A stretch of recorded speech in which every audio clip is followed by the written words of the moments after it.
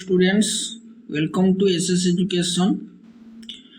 तुमर last exam history and geography तो होगा जाऊँगी काली तो चलो तुम हिस्ट्री किसी important question very important question जो गुड़ा कि तुम एग्जाम रे बारंबार आसूची तो चलो से गुड़ डिस्कसन करवा प्रथम डिस्कसन कर ऑपरेशन गुलमार्ग कौन थिला गोटे पढ़ी जीव निहाती भाव में पढ़ी प्रैक्टिस करके जीव निहाती भाव में पढ़ी देख देखो ऑपरेशन गुलमार्ग कौन थिला एक नंबर दुई रे आसला रावलात आईन रे कौन व्यवस्था थिला एवं यह केबे गृहीत होइतिला तापर 3 नंबर काहाकू भारतर बिस्मार्क कहा जाए एवं काहींकी 4 नंबर 3 काठिया व्यवस्था कौन 5 नंबर प्लेग बोनस कौन यह केउ मानकू ओ काहींकी दिया जाउतिला यही बोनस क्यों माने देउथिले 6 नंबर रे आसला केबे ओ काहींकी हंटर कमिटी गठन करे जायतिला 7 नंबर तिलक स्वराज पांठी कोन पई गठन करा जायतिला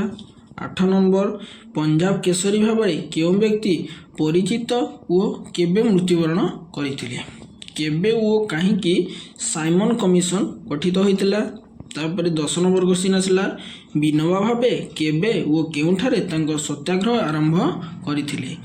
किए ओ केबे क्रिप्स मिशन को भारत पठैथिले 12 नंबर आसला प्रथम गोलटेबल बैठक केबे ओ केउठारे अनुष्ठित होइतिला ओ एही बैठक रे केउ ओडिया प्रतिनिधि जोग दैथिले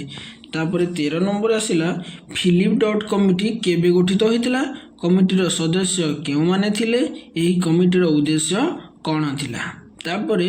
14 नंबर आसीबो मिशन शक्ति योजनार उद्देश्य कौन मो कुड़िया योजना केउ मानंग पई उद्दिष्ट जरूरी कालीन मेडिकल एम्बुलेंस सेवा केबेठारु प्रवर्तन करागला ओ यह केउ मानंग पई उद्दिष्ट तापर 17 नंबर क्वेश्चन आसला सर्वशिक्षा अभियान माध्यम रे केउ कार्य करा जायछि 18 नंबर अच्छी केबे ओ काहा नेतृत्व रे नीलगिरी रे प्रजामंडल गठित होइथिला तापरे 19 नंबर अच्छी यज कौन यह द्वारा क्यों माने प्रभावित हेउथिले तापरे 20 नंबर अच्छी नवम पंचवार्षिक योजनार उद्देश्य कौन थिला तापरे 21 नंबर राष्ट्रीय माध्यमिक शिक्षा अभियानर उद्देश्य गुड़िक कौन लेख तापर 22 नंबर शीतल युद्ध कहले कौन बुझ ये युद्धर नेतृत्व क्यों दुई राष्ट्र नहीं थिले तापर 23 नंबर क्यों 3 गोटी कारण पई ओडिशा भित्तिभूमिर विकास होय नथिला तापर 24 नंबर क्यों प्रधानमंत्री पूर्वतट रेलपथ शुभ देइथिले यार मुख्य कार्यालय केउठारे अवस्थित 25 नंबर गांधीजी संपादन रे क्यों दुई पत्रिका प्रकाशित होइथिला 26 नंबर गांधीजी केबे ओ काहींकी इंग्लैंड जाइथिले तो यही भाव में तुम 26 टी इंपोर्टाट क्वेश्चन अच्छी एगुड़ी को निहाती भाव में भल भाव में पढ़ु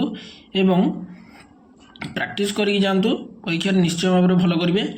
ठीक अच्छे ये भिडियो जब तुमको भल लगी ताले निहाती भाव में